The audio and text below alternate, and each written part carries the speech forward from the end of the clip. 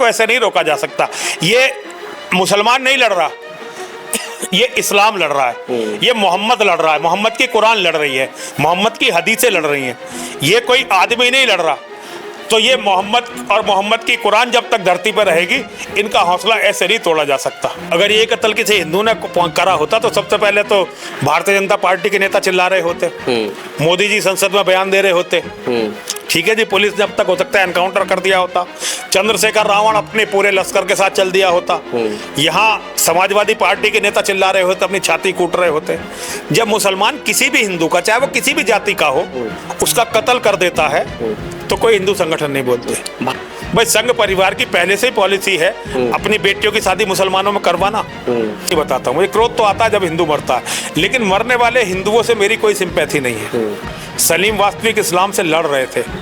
जिस लड़ाई को मैं लड़ रहा हूँ, वैचारिक लड़ाई, वो सलीम वास्तविक ने हजारों गुना बड़ी कर दी। ये हिंदू पे बहुत गुस्सा आता है, जब उसने मुसलमान की लड़की से शादी की थी तो अपने पास हथियार क्यों नहीं रखता था। नमस्ते, मेरा नाम है शुभम और आपने देखना शुरू कर दिया है AI न्यूज़ 1। हाल ही में सलीम वास्तविक पर जिस तरीके से हमला हुआ और 72 घंटे बाद जिन लोगों ने उस पर हमला किया था, योगी सरकार ने उस पर एनकाउंटर भी कर दिया था। लेकिन अब सलीम वास्तविक की हालत जो स्थिर है वो बोल चाल रहे हैं। हमारे साथ यति नरसिंहानंद गिरी जी महाराज हैं जो सलीम वास्तविक से मिलकर उनसे बातचीत करते हैं। सलीम वास्तविक का हालचाल अब कैसा है, क्या वो बोल पा रहे हैं, क्योंकि सोशल मीडिया पर जो वीडियो आई है उसमें तमाम लोग नीचे कमेंट कर रहे हैं कि अब तो सलीम कभी नहीं बोल पाएगा। महाराज जी, मुझे एक बात बताइए, सलीम वास्तविक की स्थिति अब कैसी है फिलहाल? बहुत ही ठीक है। देखिए, सबसे पहले मैं था जिन्होंने कहा कि वो बच जाएंगे, और अब आप देखिए वो बच गए हैं, और बहुत ही मतलब उनका साहस बहुत बढ़ा हुआ है, उनका मन बहुत बढ़ गया है। मैं योगी जी का लाख लाख धन्यवाद देता हूँ। योगी जी के कारण हमने अपने एक भाई को खोने से बचा दिया। सबसे बड़ी बात, उसका हौसला बचा लिया। जो कार्रवाई पुलिस ने की है, ये केवल योगी जी के शासन में संभव है, और किसी शासन में ये कार्रवाई संभव नहीं है, किसी भी शासन में। तो मैं योगी जी का, उत्तर प्रदेश पुलिस का बहुत बहुत आभारी हूँ। अभी भी उत्तर प्रदेश पुलिस लगातार उनकी सुरक्षा में लगी हुई है, और मुझे लगता है कि उन्हें आजीवन सुरक्षा मिलेगी। ये बहुत अच्छी बात है। सारे हिंदू संगठन, कल जब हम गए उनके घर पे, अस्पताल से जब आ गए थे, मैं उनके घर पे गया, मेरे बाद वहाँ हमारे शेर हैं पिंकी चौधरी जी, अमित जानी जी, नाजिया इलाही, सभी हमारे बच्चे हैं, सब लोग वहाँ पर गए। सारे हिंदू संगठन उनका समर्थन करने गए। सभी लोग उन्हें आर्थिक सहयोग कर रहे हैं, सभी लोग उनका पूरा साथ दे रहे हैं। ये बहुत बड़ी बात है। हिंदू संगठनों ने अभूतपूर्व समर्थन उनके लिए दिखाया है, और मुझे लगता है कि वो जिस काम में लगे हुए थे, अब और ज़्यादा कई गुने उत्साह से वो उस कार्य को करेंगे, क्योंकि यहाँ के शेरों ने दिखा दिया, मेरे बच्चों ने, मेरे शेरों ने ये दिखा दिया कि वो उनके साथ हैं। और फिर पुनः पुनः लाख लाख धन्यवाद योगी जी महाराज का। महाराज जी, मुझे आप एक बात बताइए, पहला ऐसा मामला होगा, बहुत दिनों बाद योगी जी की तारीफ सुनने को मिली आपको? नहीं, ऐसा नहीं है। राजनीति में केवल योगी जी का प्रशंसक हूँ।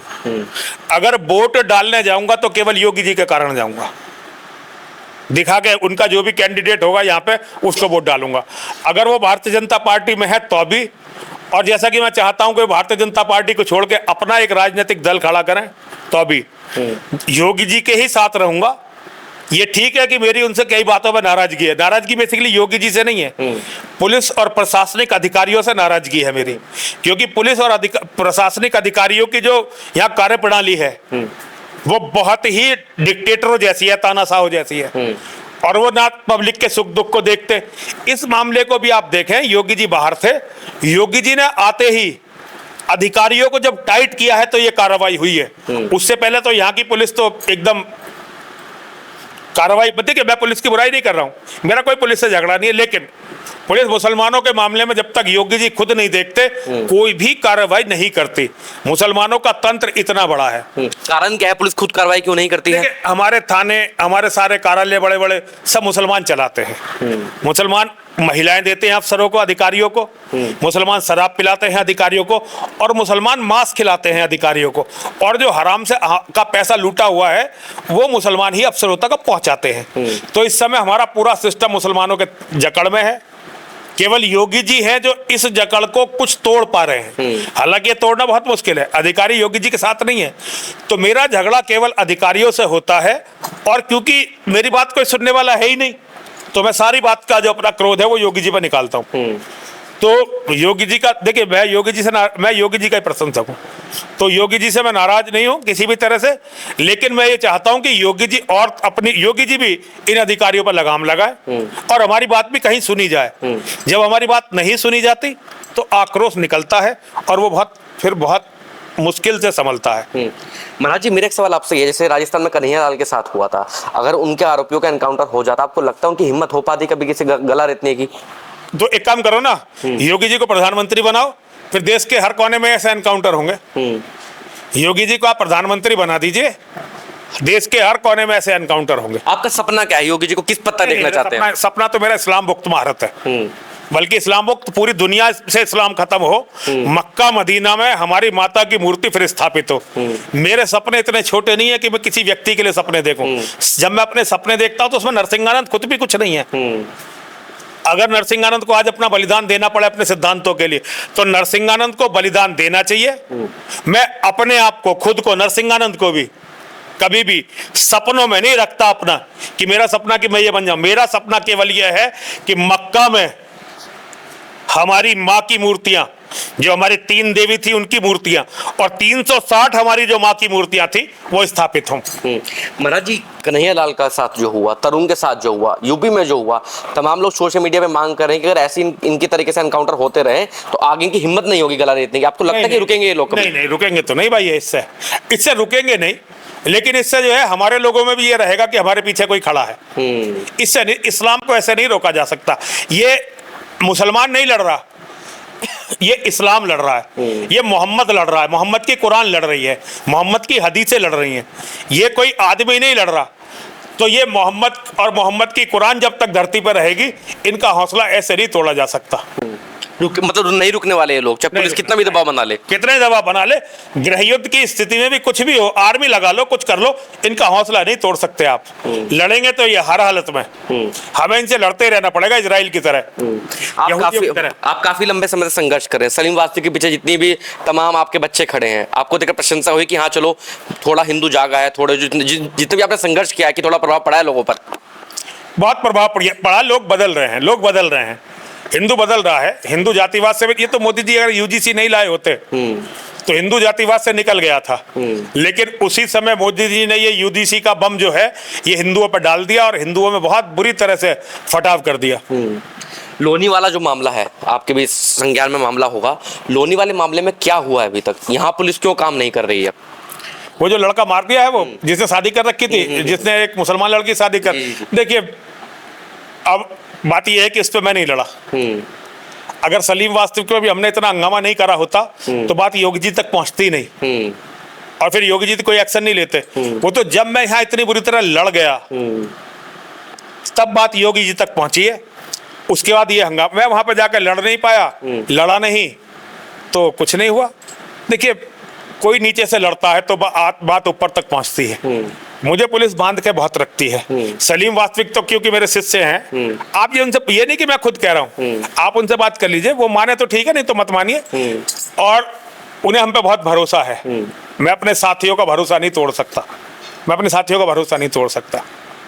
और ये जो लोग जगह जगह मारे जा रहे हैं, मुझे इनके लिए क्रोध तो बहुत आता है, लेकिन मैं इसमें सबसे बड़ी गलती इनके परिवार वालों की देखता हूँ।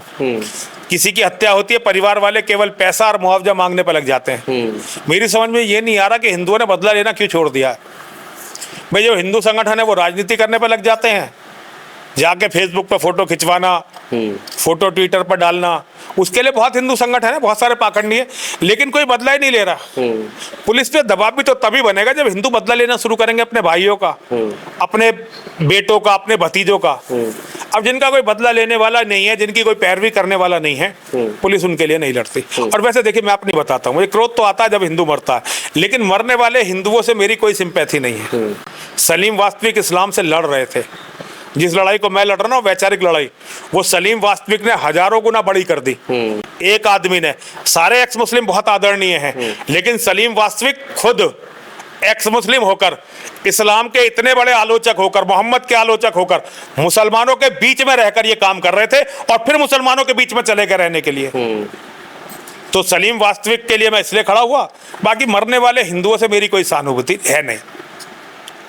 तो महाराज जी तो बड़ी विचित्र बात सुनने को मिली, जो मरने वाले हिंदू से, तो आपको गुस्सा तो आता होगा ना, कोई मरता होगा अपना मुझे गुस्सा आता है इस्लाम पे, मुसलमानों पे, और उससे ज्यादा गुस्सा मुझे उनके परिवार वालों पे आता है, जो परिवार वाले अपने बच्चों का बदला भी नहीं ले रहे, जो परिवार वाले केवल पैसा, मुआवजा, नौकरी के चक्कर में लग जाते हैं, उन पे, परिवार वालों पे ज्यादा गुस्सा आता है। मुझे हिंदू पे बहुत गुस्सा आता है, जब उसने मुसलमान की लड़की से शादी की थी तो अपने पास हथियार क्यों नहीं रखता था। जो भी लोग मुसलमानों की बेटियों से शादी करते हैं ना, मरने के लिए तैयार होना चाहिए, क्योंकि मुसलमान की बेटियां भी नागिनों जैसी होती हैं। या तो वो घर पे मारेंगी, या उसके बच्चों को मुसलमान बनाएंगी, या जो है वो ऐसे मारवाएंगी। तो भैया ये बहुत बड़ी बात है। हिंदू अगर उनसे नहीं लड़ रहा है, लड़ने के लिए तैयार नहीं है, कीड़े मकोड़ों की तरह मारा। सलीम वास्तविक क्यों जीवित बचे? क्योंकि उन्होंने अंतिम क्षण तक संघर्ष किया, और उनकी जिजीविसा थी जीवित बचने की। हिंदू तो कीड़े मकोड़ों की तरह हाथ बांध के मर जाता है। मैं दिलेरों के साथ हूं, दिलेरों के लिए लड़ता हूं, कायरों के लिए नहीं लड़ सकता। कहां तक हिंदू मरता रहता है, मुझे कोई मरने वालों से कोई सहानुभूति है ही नहीं। जो इस तरह कुत्ते बिल्ली की मौत मर रहे हो और उसके परिवार वाले मुआवजा मांग रहे हो, अगर उसके परिवार वाले बदला लेने के लिए चले तो मैं उनके साथ रहूं, लेकिन परिवार वाले भी तो नहीं चलते ना, तो मेरी ऐसे लोगों से कोई सिंपैथी नहीं। महाराज जी कल मैं उनके परिवार से मिलने गया था, तो जो परिवार है, दलित परिवार है वो, लेकिन कल जब मैं वहां गया, हिंदू संगठन मुझे एक दो देखने को मिले, जैसे आप सोशल मीडिया की बात कर रहे हैं, लेकिन तमाम राजनीतिक पार्टियां जो दलितों के शोषण की बात करती हैं, दलितों के साथ अत्याचार, तो वो कोई नहीं पहुंची वहां पर। जब मुसलमान कत्ल करेगा तो कोई नहीं पहुंचेगा। अगर ये कत्ल किसी हिंदू ने करा होता तो सबसे पहले तो भारतीय जनता पार्टी के नेता चिल्ला रहे होते, मोदी जी संसद में बयान दे रहे होते, ठीक है जी, पुलिस ने अब तक हो सकता है एनकाउंटर कर दिया होता, चंद्रशेखर रावण अपने पूरे लश्कर के साथ चल दिया होता, यहाँ समाजवादी पार्टी के नेता चिल्ला रहे होते, अपनी छाती कूट रहे होते। जब मुसलमान किसी भी हिंदू का, चाहे वो किसी भी जाति का हो, उसका कत्ल कर देता है तो कोई हिंदू संगठन नहीं बोलते। भाजपा को तो वोट भी नहीं देते मुसलमान, तो फिर वो भाजपा को वोट दे या ना दे, लेकिन उनके दामाद तो हैं। भाई संघ परिवार की पहले से ही पॉलिसी है अपनी बेटियों की शादी मुसलमानों में करवाना। उनके बहुत सारे प्रचारक जैसे इंद्रेश कुमार है, इसी काम को बहुत बड़ी तादाद में लग कर रहे हैं। उनके साथ बहुत सारे हिंदू भी रहते हैं। तो भाई कोई नई बात नहीं है। संघ भारत का पहला लव जिहादी आजाद भारत का सिकंदर बख्त, वो आरएसएस का बहुत बड़ा लीडर था। बीजेपी जनसंघ था उस टाइम, इनकी पार्टी राजनीतिक पार्टी, उसका बड़ा लीडर था। आरिफ बेग, मुख्तार अब्बास नकवी, साजिद हुसैन आडवाणी जी का दामाद, ऐसे जितने भी देख लो मुसलमानों, इनके संघ वालों की टेंडेंसी है अपनी बेटियों को मुसलमानों को देने की। तो इनके तो दामाद मुसलमान है, ये ना वोट दे ना दे, लेकिन इनके रिश्ते तो उनसे है ही ना, तो रिश्तेदारी का तो लिहाज करते हैं। तो जहां बेटी देते हैं वहां से कुछ लिया नहीं जाता, वहां दिया जाता है। इन्होंने सारा देश थाली में दे दिया उन्हें। महाराज जी मेरा एक आखिरी सवाल आपसे ये है, तरुण कन्हैया लाल, तमाम मेरे ख्याल से एक महीने में 3-4 घटना सामने आ गई है जहां जिहादियों ने, हर महीने आती हैं, कुछ पे आपका ध्यान जाता है, कुछ पे आपका ध्यान नहीं जाता है। हर महीने इससे ज्यादा ही हत्या होती है। तो रुकेंगी कैसे? मतलब नहीं, आप इस्लाम है ये नहीं रुकेगा। जब तक इस्लाम धरती पर है ये नहीं रुकेंगी।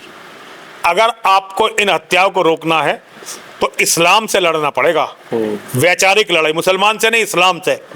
इस्लाम को मुसलमान के दिमाग से निकालना पड़ेगा, जैसे भी हो वैसे करके इस्लाम को खत्म करना पड़ेगा। अगर इस्लाम धरती पर रहेगा तो मानवता जीवित नहीं बचेगी। ठीक। तो देखिए महाराज जी ने अपने विचार रख दिए हैं। अगर आप इन विचारों से सहमत है तो कृपया कमेंट बॉक्स में जरूर बताएं। धन्यवाद।